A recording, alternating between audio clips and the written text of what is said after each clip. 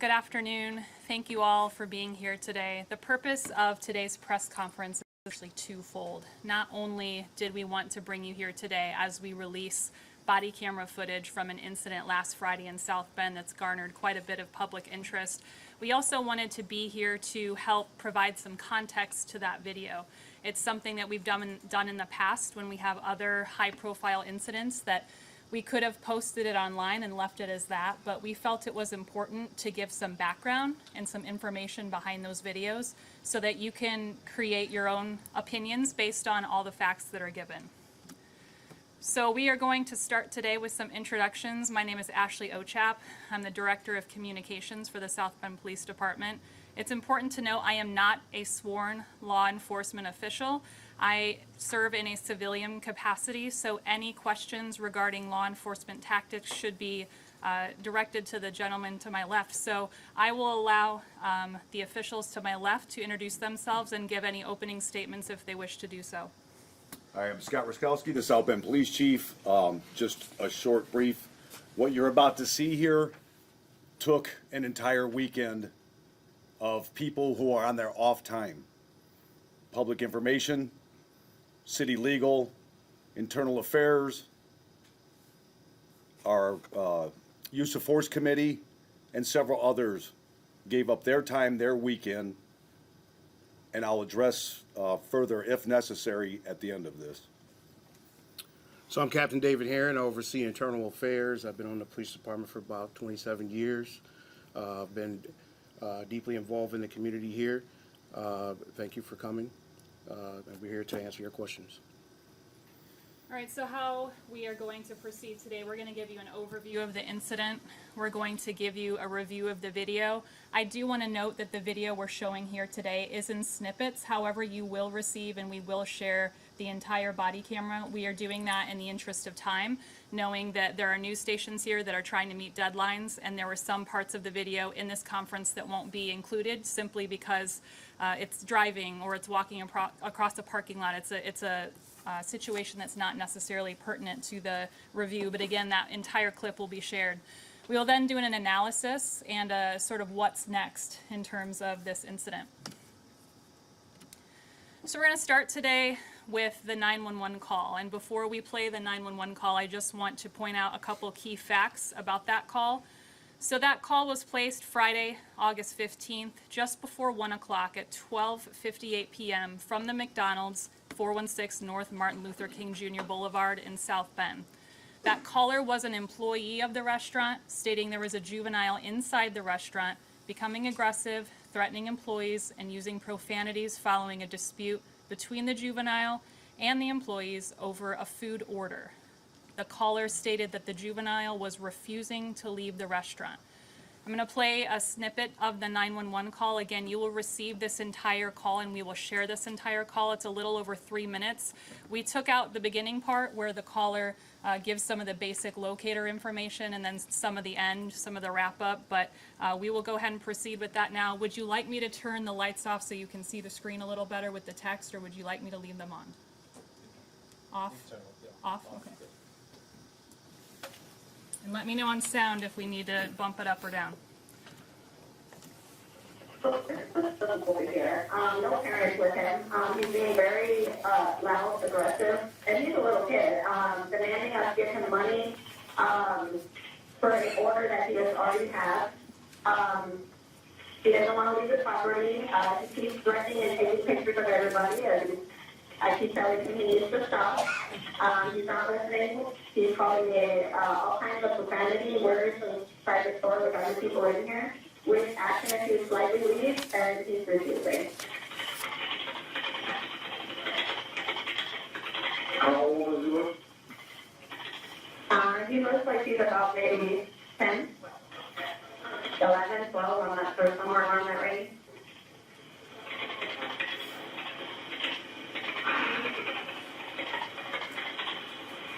No.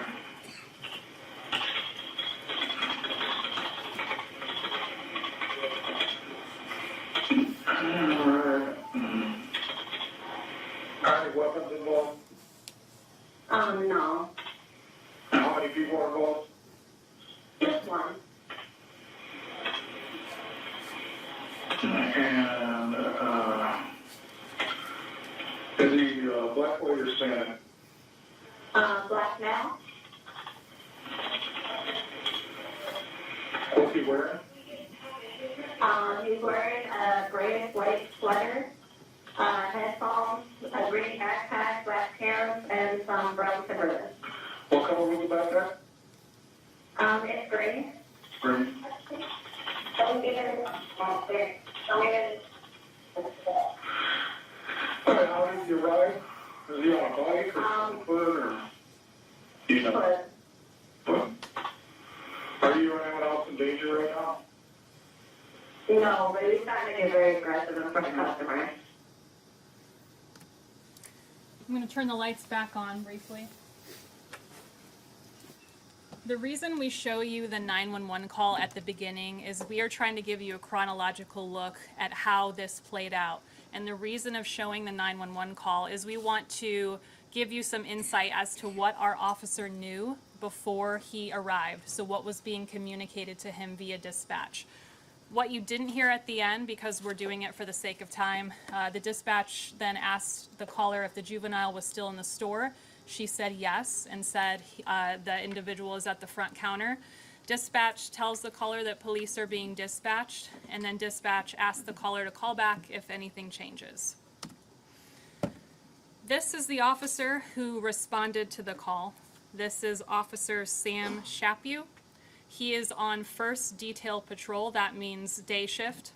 He joined South Bend Police Department in July of 2014, and he was the only South Bend Police Department officer to respond to this call for service. Chief, do you want to add anything here? Nope. Okay. We're going to go ahead, and before we get into the video, I want to point out some key times that you will see on the video and some incidents that unfold to give you a preview of what we're about to see. So this all starts at 12:58 p.m. when the 911 call was placed. At 1:08 p.m., the officer arrives and attempts to engage a juvenile who is walking west away from the McDonald's. Shortly after that, for about 2 minutes, the officer attempts to interview and detain the juvenile. At 1:11, the juvenile is placed in the back of a patrol car. 2 minutes later, the officer arrives at McDonald's to gather further information from those on scene, and you will see that in the video. Shortly after, the officer then returns to the vehicle where the juvenile is to speak to that child about some additional information to get some added details from him, or her, my apologies. 1:24, Officer Shapew leaves to transport the juvenile home. At 1:30, they arrive back at the home, and the officer speaks with the juvenile's guardians. And at 1:36, the juvenile goes inside and the call ends. We're going to take a look at the video now. We're splitting it up in 3 different sections. And again, as I mentioned at the end, that is for the sake of time. The entire video we will release will be start to finish. We did see comments online from our community saying that, is this taking so long because you're editing it, because you're adding something to it? You will see when you watch the video, there is a timestamp in the upper left corner that shows no deviation from the time. Nothing has been edited in the final version other than you will see faces are blurred in this video. And the reason that it took some time to get this video together, not only was this brought to our attention on a Friday night, but the process to redact information in this body camera and any body camera that we deal with at the police department does take time. There is technology that can automatically do some blurring, but if you've ever dealt with video editing, you know that it's not a perfect science. And there's some human intervention that needs to happen to ensure that everything was taken out. AI or whatever technology can only be so good. It doesn't know that we can't share somebody's social security number or somebody's phone number, identifiers such as that. So that's some of the reasoning behind why it took some time. Not to mention the chief was out of town for 2 days at a city funeral. So this is the absolute earliest that we could give this to you, and we appreciate your patience. Before the video, I just want to show a map to give you the bearings of what we're looking at. That red pin right there is the McDonald's on North Michigan Street. And this is all going to be occurring just across the street there. So this first section right here is going to be the initial interaction. It'll run about 2 minutes. and then we will move on to the next. And we will hit the lights for this.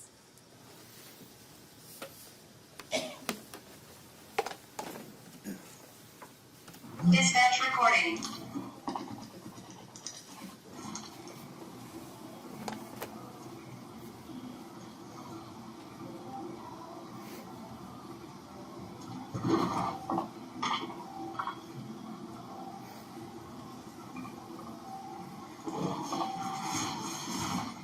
Come over here.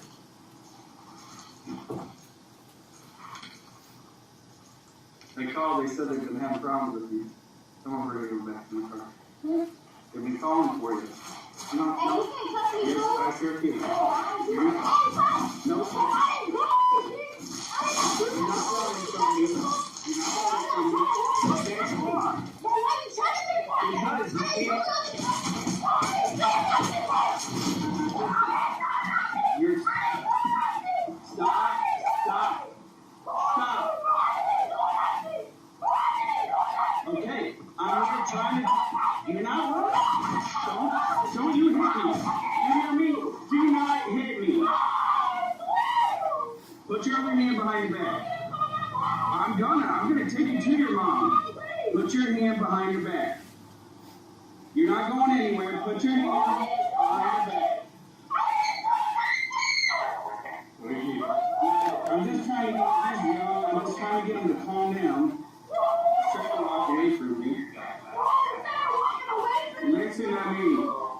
Okay, you're gonna be going in the back seat of my car. Do I need? Listen to me. Do I need to put you in? Do you need to go in cuffs or are you gonna go in my car? Do you want to go in cuffs or are you gonna go in my car? That's not the question. All right, we're gonna stand you up and you're gonna go in my car. All you gotta do is answer the questions. You'll be on your way today. All right? Okay, go ahead and get in the car. We're gonna deal with the stuff. Right now, you're getting in the car. Why did you commit no crimes? Go ahead and get the I car. didn't commit no crimes. What crimes did I commit? I know my rights. No, I know my rights. no, I you didn't don't. commit no crimes. We're gonna talk about that in a minute, but right now you're gonna get the I didn't car. commit no crimes. Get in the car. What's your name? Why you touching me before, dude? Oh, that's it.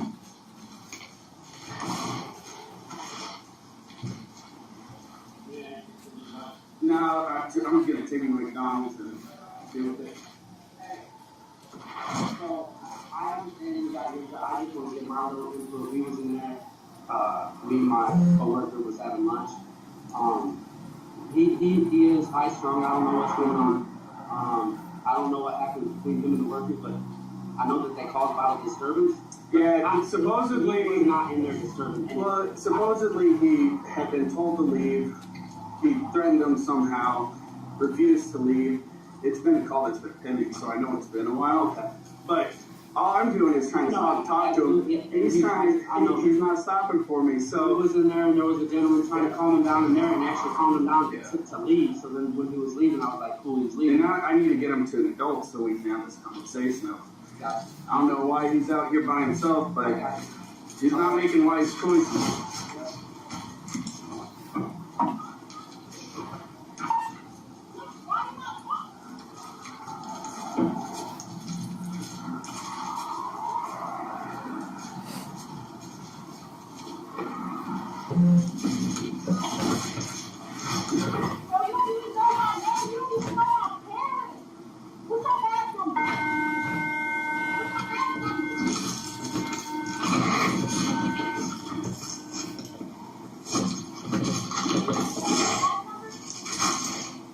When you're ready to listen, I'll talk to you. Okay, I'm going to keep the lights off because we have 2 more videos to show, but just to give you a preview of the next part. So the part that we have skipped, but again will be in the full version, is the officer is then driving over to McDonald's to get a statement from the employees who called in the incident. So you're going to see here now an interview with the employee regarding what she observed. And this is not the same employee who called 911. This is a different individual. Hello, you called about the So, I don't know where the little boy is. he's in my car right now. Oh, is he? Yeah, can you tell me what happened? So he just was trying to get a refund, and there was no reason that he needed a refund. He was just mad because he asked for extra sauce, and he got to pay for that. So, no, you cannot get that. So I asked him to leave out the store, and he wouldn't leave. So now we want him on a trespass list. He's not allowed here anymore. Okay. It came in the notes that he was threatening people. Yes. What was he He doing? was back here faking pictures like about he's my car and everything, because we don't have no hearing aids and everything else. Mhm. So, Did anybody tell him to leave? yes. Did you? Me I'm good, no second and question. my general manager. What happened when you guys told him to leave? He said that he's not leaving it, but he get his refund. Okay. I'm gonna try to get him home. We can't trespass juveniles, but I'm gonna try to find out where he lives and talk to the adult and let him know this happened here. He's not welcome back, but I can't do like a legal trespass on a kid. I'm like, why you not at school? Why are you in here? Anyway, he's been in here for the last couple of hours. What's your first name?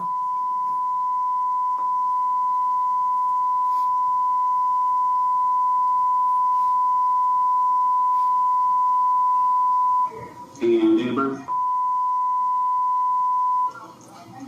And do you know the phone number here? If not, that's okay. I'm not Okay. on here right now. And you're the manager? Uh-huh. All right, well, I'll get him out of here, okay? Thank you. Appreciate it.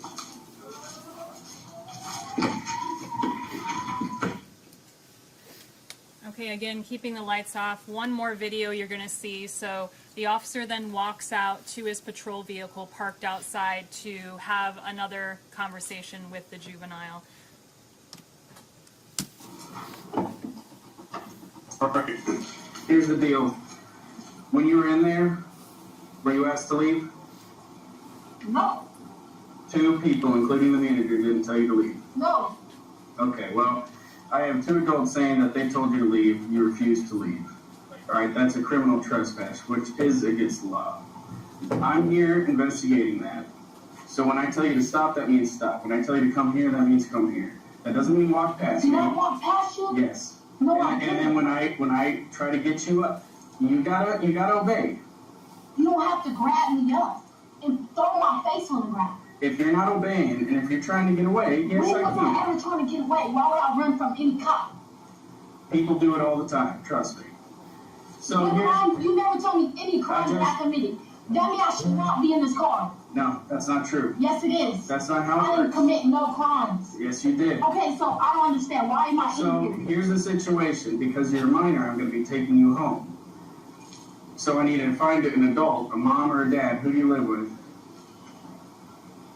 Can I get my stuff? No, that stays up there. No, I need my stuff so I can call my mom. Okay. You Where's- never where's asked me your my mom? mom. You never asked me my name. You never gave me your badge number. Where's your mom? What's your badge number?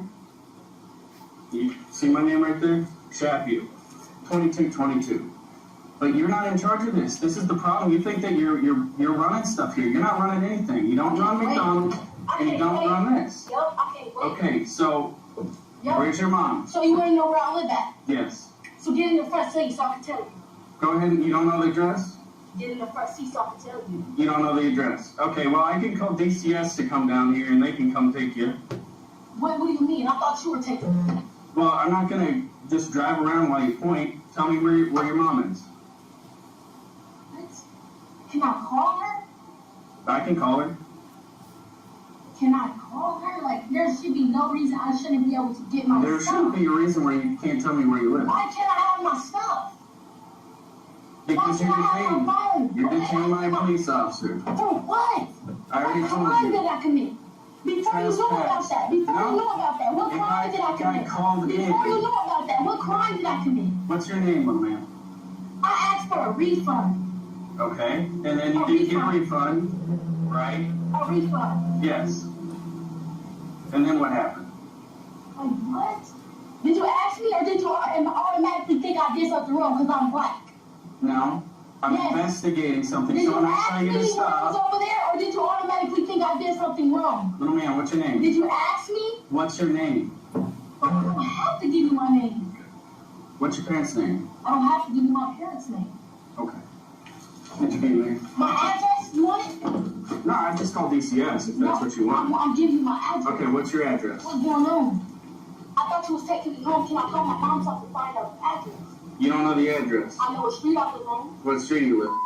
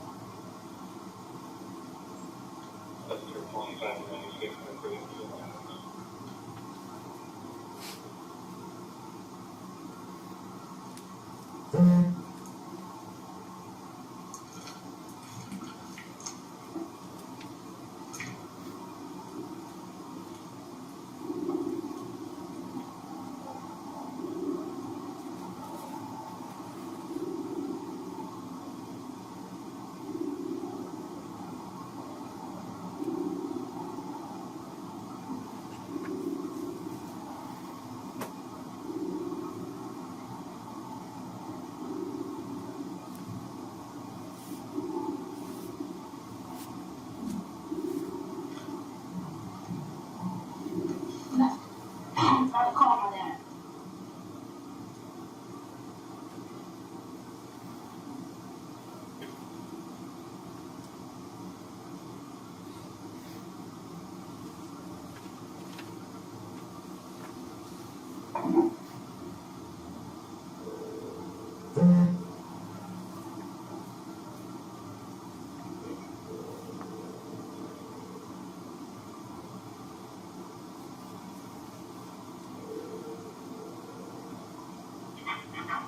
Hello?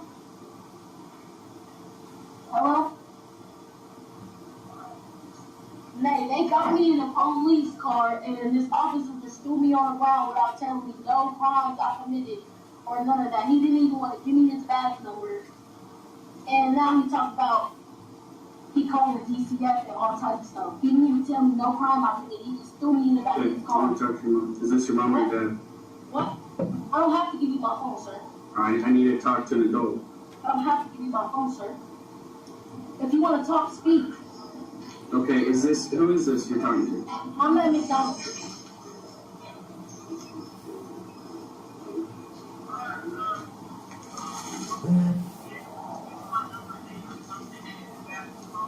Yeah, I need to talk to her. Give me the phone so I can talk to her. I don't have to give you my phone. You can have her number. Do you want a number? Her address? I want contact information so I can speak to her. Hello, are you mom? This is Officer Shapiro. Is this mom? The Wi-Fi just not connected. What's the phone?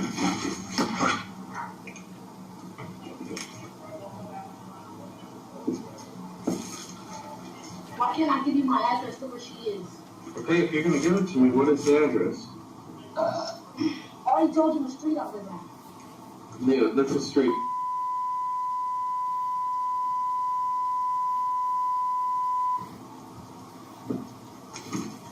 Is she home? Of course she's home.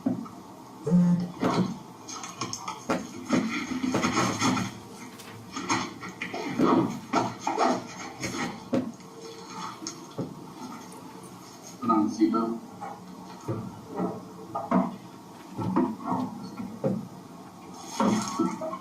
Hello?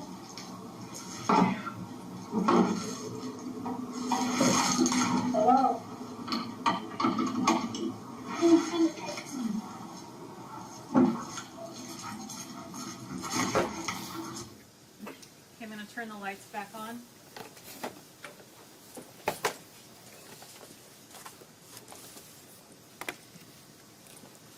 So as I mentioned, that was not the end of the video, but it is the end of the video that we are showing today in this presentation. So what happens next? What are we not showing in this presentation that you will see in the full camera? The officer then drives the juvenile home to the address provided. The officer then speaks with the guardians of the juvenile at the home, and then the juvenile is released to the guardians and the call ends. One final slide from me, and then you'll have the opportunity to ask questions of our command staff here. So based on the dispatch information, the officer was investigating these potential crimes: disorderly conduct, intimidation, and trespass. Again, this was based on the information given by the complainant who made the 911 call. That is the only information the officer had while responding to the call, aside from some other details that you heard in the 911 call. So where do we go from here? What happened? As of right now, we have not received an official complaint. However, we were made aware of the video that many of you have seen online on late Friday, early Saturday. So we did not wait for an official complaint to come in. The South Bend Police Department proactively began looking into this. And that multi-layered investigation that we had mentioned in our statement on Saturday is as it sounds, multi-layers. There's several different steps that are taking. So again, that was prompted by community feedback. We began looking into that. IA was contacted, that's internal affairs. We investigate incidents involving our own officers. And then we have a use of force committee that has convened. So at this time, I'd like to open it up to Chief Ruskowski and Captain Heron to speak further on that, and then we will lead into questions.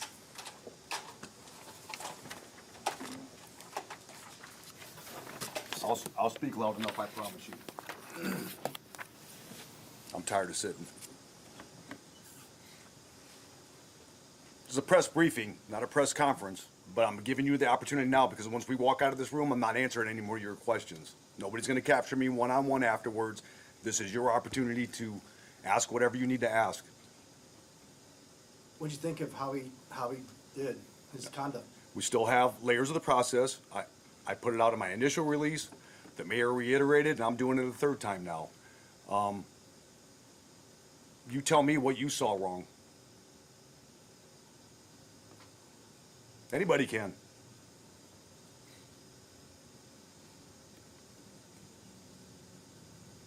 Let me ask you, Chief. There are going to be people who look at this video who are watching it right now in real time, and they're going to feel one way or the other, and this video will not change that. What is your response in terms of ambiguity, the gray area, as a chief, but also as a father, a person living in this community? Are you able to look at both sides and understand both sides, or is just clear cut, my officer was in the right? Absolutely. Try to look at all sides. But I don't know what somebody else's motive is. I know there's a lot of A personalities in our community. There's average folks, there's activists, there's anarchists, and there's antagonists. Those are the A's that I know for 37 years of doing this job. You can surmise, anybody can surmise what people are saying, what their motive and what their agenda is. Ours is to resolve a situation as quickly and peacefully as possible. The officer acted only on the information known to him at the time. When people say, and they're still calling up McDonald's and making threats and harassing employees there, again, you saw what I saw. There's still a process. We have convened our use of force committee. They found nothing wrong. Our policies were followed. Our training was followed. They still have a couple follow-ups. Our internal affairs investigation. I got a hold of Captain Heron immediately.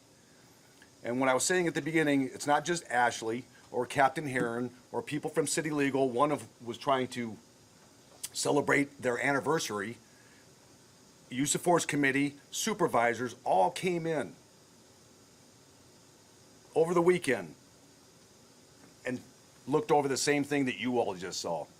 That's what I would appreciate the questions being geared toward, or please tell me, tell us. I have the entire command staff and a boatload of officers sitting behind you. Tell us on behalf of whomever what you think, what they think he did wrong. If you remember the initial video, grabbed by the backpack and slammed down, you saw it. That did not happen. Name one time that you heard that juvenile claim injury, claim pain, claim anything other than, why aren't you, well, I'm running this, you're secondary. That's what I heard. So to be clear, in your opinion, and apparently in the Use of Force Committee's opinion, nothing was done wrong in this situation? We still have further processes to go in there. There are some things, I will tell you that one thing that I was not, that caught me was, we can't trespass juveniles. That is not true. I don't know his demeanor when he said that. Maybe at that time wasn't going to make an arrest for trespass. Rather than maybe put a record on a juvenile, the officer opted to take the juvenile to their legal guardian and work out whatever it is that way. There's nothing wrong with that. That was the officer's discretion to do that. The officer could have put that juvenile in handcuffs, detained them, taken that juvenile to JJC and let that process work itself out, and then wash his hands of it and do a report and drive away, but that's not what he did. This is the same officer, mind you, that every one of you in this room has seen painting thousands of faces of our kids at every one of our events with his own time, his own energy, his own money, his own equipment. Has kids of his own, fosters kids, works with kids.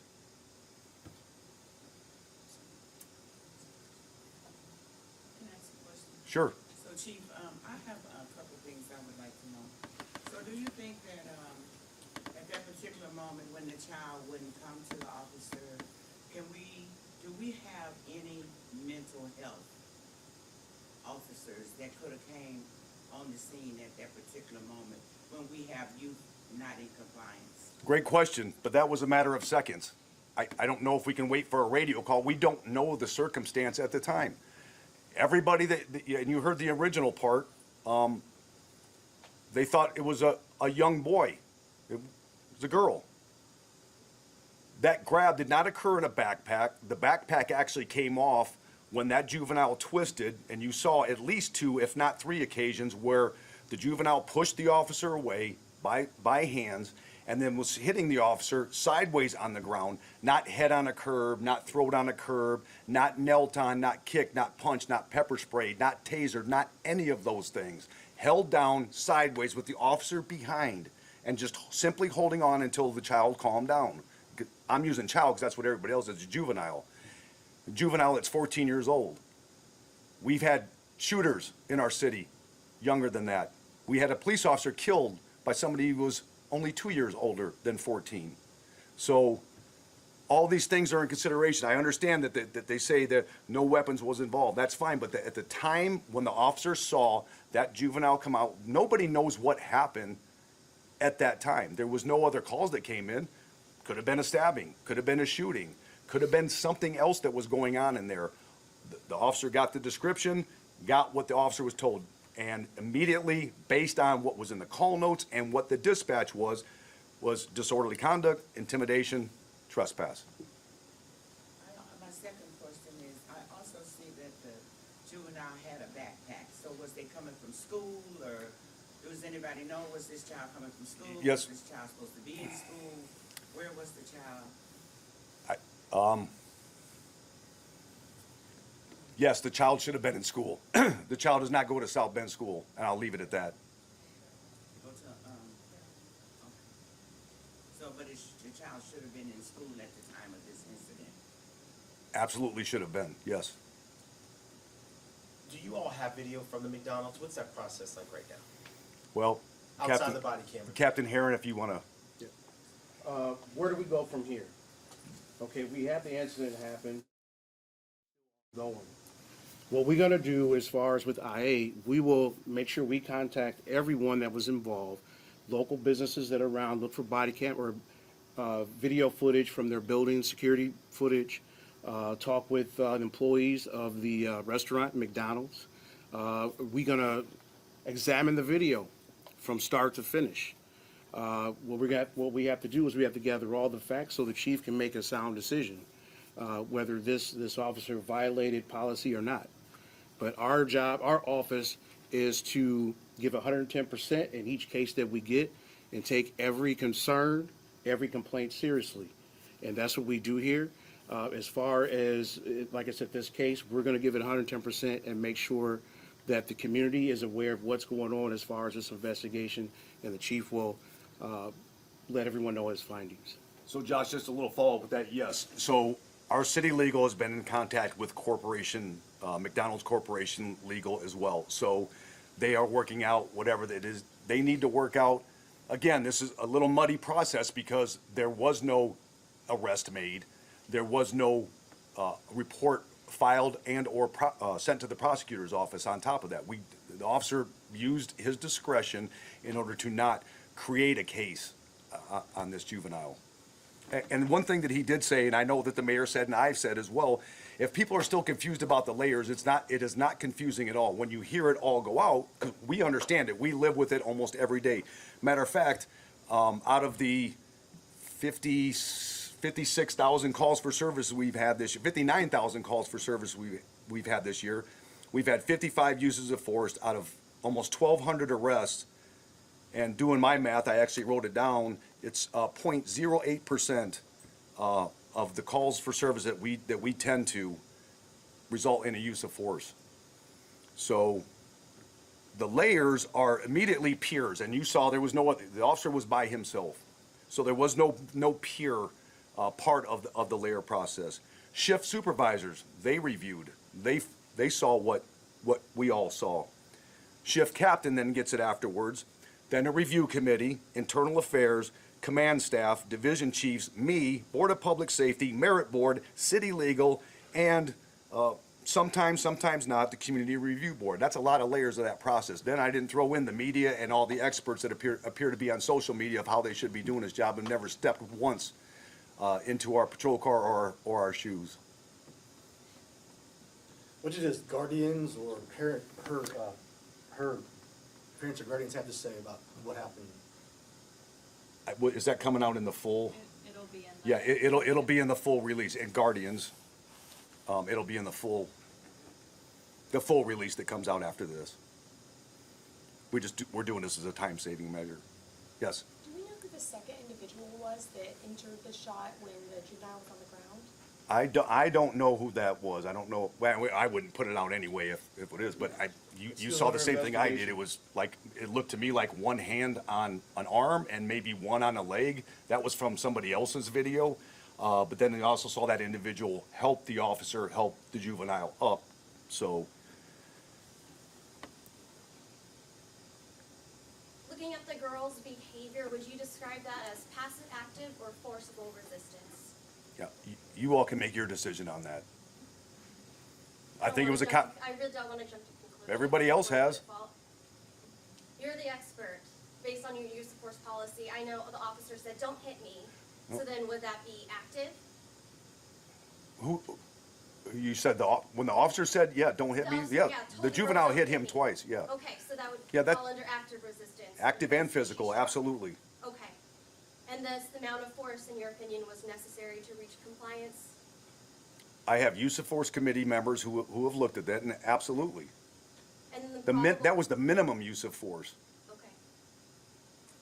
And then the probable cause for use of force was just the child continually arguing and not wanting to answer questions? No, force was not used because a child was arguing. Okay. Force was used because the child was using force. You keep using the word child. This is a juvenile, 14 years old. That was, first of all, trying to get away, which was very obvious, was not slammed by the backpack. Matter of fact, when he first grabbed the backpack, the juvenile slipped out of one side of that backpack. And then you look at it, you watch the video later on. You slow it down, you use pause, rewind as many times as you want. The officer didn't have that luxury, but you guys can do it as much as you want. And then you tell me if that child/juvenile was thrown down or if during the tussle, tripped over the curb that was a foot and a half away from the squad car. I saw the juvenile actually stumble back to the squad car after pushing the officer away on more than one occasion. Again, I don't want to taint this because there are some other steps that have to be taken to get a verification. I don't want to put words in anybody's mouth, especially the officer that was involved. It's already bad enough. I mean, he's not taking this well. you have an officer like we have all of our officers trying to do the right thing at the right time for the right reasons, and has to endure this for the last 4 or 5 days now. the And his officer family. Knew that juvenile was the suspect because they fit the description with the jacket and the backpack and everything. To a T, I don't know, and I'm not making a joke of this. I don't know if those are Timberlands or not. I have a pair of Timberlands that don't look like that, but. Do you know who took the viral video, the little 30-second snippet? I don't know who he is personally, and I did see it, but then it was, for whatever reason, was taken down. I believe it was the same one that came up at the end, and there were contradicting accounts to what he put on Facebook and what he said to the officers at the time. So you can look into that. We have looked into that, and that was my last question here. He says he was inside of the restaurant, and that it was not as blown up, quote, blown up as it was on the 911 call. In situations like that, when you see someone walking across the street matching the description, in that case, people don't know, especially a 14-year-old, what do? Are you supposed to comply when an officer says stop? Do you stop, not knowing if you did something or not, or broke a law? What's the legal ramifications of that? It depends on what the prosecutor wanted to charge. We have reasonable suspicion and probable cause. Those are the two things that we act upon. An officer is conducting an investigation at that point in time based on the information that he or she received. And in this case, it was disorderly conduct, it was intimidation, and trespass. Those are the three things for sure that we knew that was called in. Sure. The officer doesn't know that that's what happened. That's why. So if the McDonald's employees would have come out first, he would have stopped and talked to them, but that's not what happened. They were still inside the building. This juvenile came out first, matching the description, was just trying to stop. Hey, what's going on? Come over here. I need to talk to you by the side. I'm paraphrasing, of course. And then all of a sudden, whether the juvenile tenses up, goes to run away, goes to pull away, whatever the case is. And I think a lot of people don't understand as well, why would you put your hand on his backpack or her backpack in the first place? Well, it's called establishing a relationship. Once we even if we stood out in the street and God forbid that juvenile would have got hit by a car, that is our responsibility. So moving that juvenile out of the way to the somewhat semblance of safety of the side of a squad car off the side of the road would prevent that. Had that juvenile taken off running and get hit by a car, that would have been on us. We'd be having a different type of news story right now. So you're saying the officer was possibly acting out of keeping her safe? I think it's a combination of everything. So you have initial report, you're investigating a crime or crimes that were alleged. Okay. That's why the juvenile didn't go into handcuffs. At least initially, why the officer we haven't gotten to the part of why the officer decided to take the steps that he did. I'm not going to say good, bad, or indifferent. That was the officer's choice and discretion and I'm surmising, my hunch is that he didn't want to put a case on the juvenile. Again, I don't know. Regarding the civilian that kind of inserted themselves, do you welcome random people just helping out, or is there a safety concern because they're not trained in use force at all? Well, I welcome people intervening before we even have to get involved in the first place. Okay. But in a situation like that, again, I don't know. I don't know what that person saw. If he thought the officer was in trouble, I don't know. I mean, there is Good Samaritans. There's Good Samaritan law. But that's not a requirement that somebody does that. I never heard the officer say, hey, thank you, or hey, get away. So I'm not sure what the officer, again, those are still parts of the process that we need to discuss with the officer. And that helps us in our training and the way we do things, on down the road. We also never heard the officer say, hey, can you help me?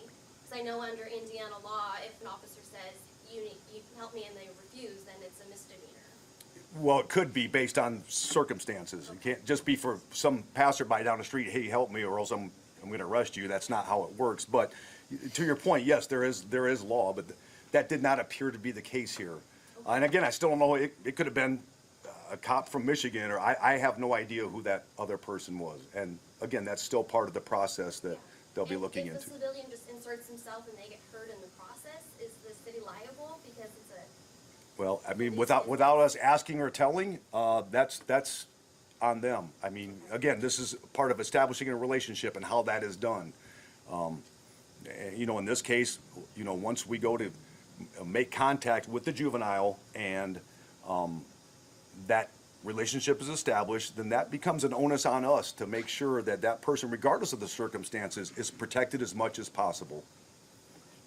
Do you know why the officer decided to give the juvenile their phone? To call. Okay.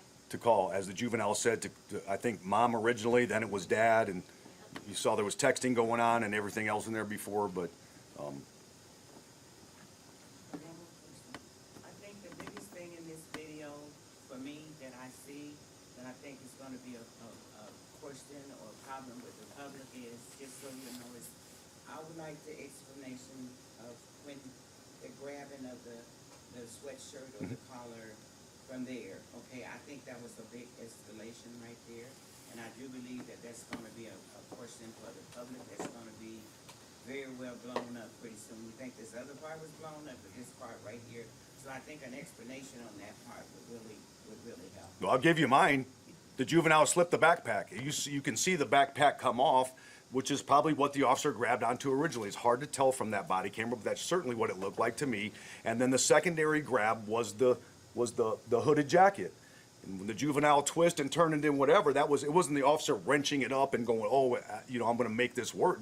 I mean, again, this is an issue when people don't do this for a living. We do this for a living and don't want these things to happen.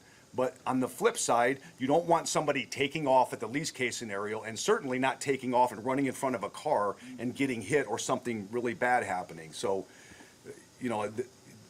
some of the comments of, the brutality and the manhandling, that none of that happened. Unless you saw something in the video different than what I did, or that what the captain did, or that what the use of force committee people did. What do you say to the family? What do you say to, if you can at all, say to that young girl through all of this? So I think what's been said to the guardians was said, and you'll see that one that's released later on, and you'll see the video when we put that out here after this meeting. I was just gonna say to Ophelia's point, your opinion that the child was trying to run away. I mean, that's literally what they say. You're trying to get it run away from me or take off on me.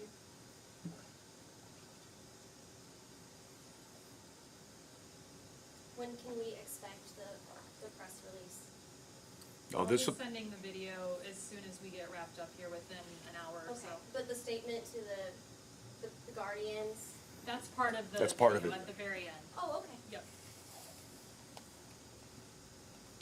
For those of us who don't have time to do all that video for that part, can you just somehow characterize how they reacted? Were they negative, positive? I don't know what parts specifically included, but I will tell you, I'll paraphrase, somebody may have said again. And then I want to get back to one thing that Josh had mentioned before, and remind me to come back if I didn't fully answer your question. So the person that you referred to, the other video person, that was maybe 20 or 30 minutes or whatever time that person was in there. But if you recall listening to the manager there, she said, been in here for hours. That's a big difference than 15 or 20 minutes that one guy heard maybe a little something. But that same guy also said, well, somebody else intervened and tried to, calm the kid down or whatever. Again, paraphrasing. But there were several things in there contradictory.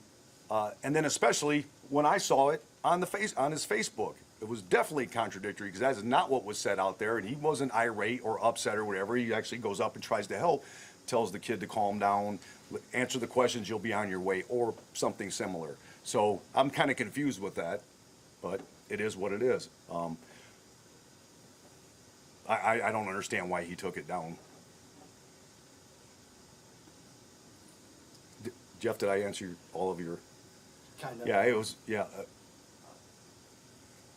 I think when you watch it, you'll see it. But anyway, I know, I'm pretty sure one of the words in there, at least, Ashley, if I'm wrong on this, correct me, why we got the cameras rolling. Well, essentially, the officer takes the time to explain why the juvenile was transported home and kind of what happened, and they gave some information. And it's not a super lengthy conversation, it's just an explanation of what had happened to give some background It's really only a couple minutes long. They're speaking on the front porch of the home before the juvenile is then taken or allowed out of the car to go inside. So I think that's something, as Chief alluded to, is that you'll just have to watch that and form your opinion based on their response. I know a lot of us got to be on TV in like 8 minutes. I'm going to slide this last question in. What should the person have done based on the officer's commands in that moment? What should she have done? Sure, this is why we have these processes in place. If people don't like the way they feel that they've been treated, or if they were treated wrong, deal with it at the time. Bad things are 99.9% not going to happen. When you try to take off, when you try to resist, when you try to have court in the middle of the street, it's not ever going to end in your favor. It's just not. And a lot of that could be avoided. Again, going to when I received the first notification, I get a hold, I started the inquiry, and when I said out of all the numbers that I gave, the 59,000 calls for service, 55 uses of force, we've had 62 community complaints, 5 were initiated by me.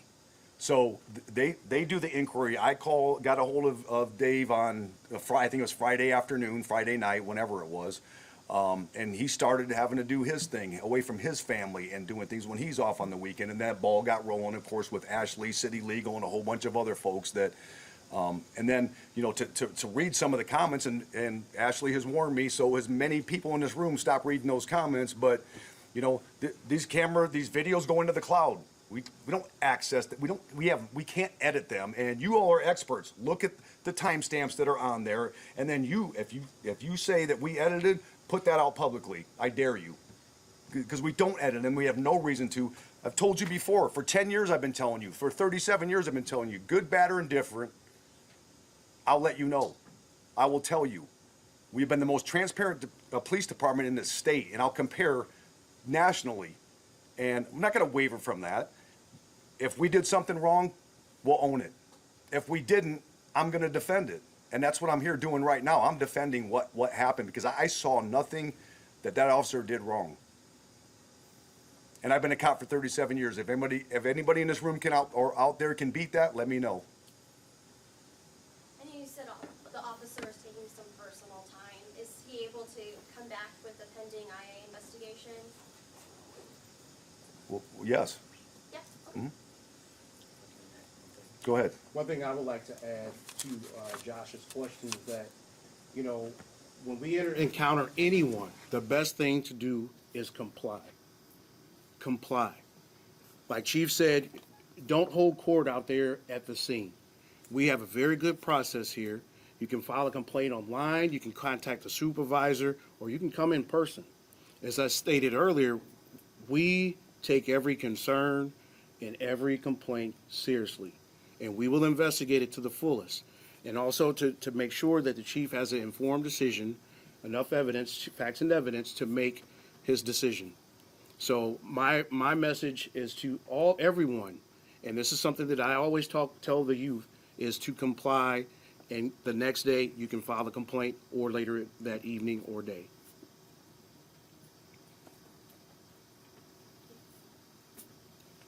Any other questions before we wrap up?